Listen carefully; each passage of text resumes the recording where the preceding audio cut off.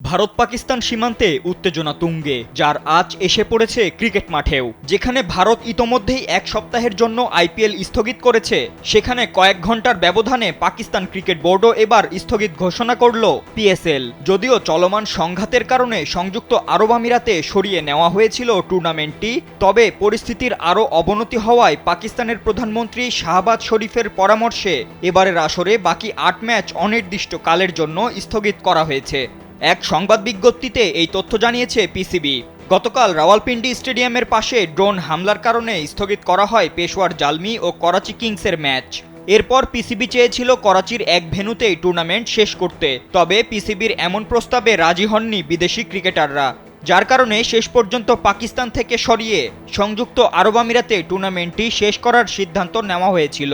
এমনকি বিদেশি খেলোয়াড়রা আমিরাতের উদ্দেশ্যে রওনাও হয়ে গেছে। তবে সবশেষ কয়েক ঘন্টায় পরিস্থিতির আরও অবনতি হওয়ায় অনির্দিষ্টকালের জন্য টুর্নামেন্টটি স্থগিত করা হয়েছে।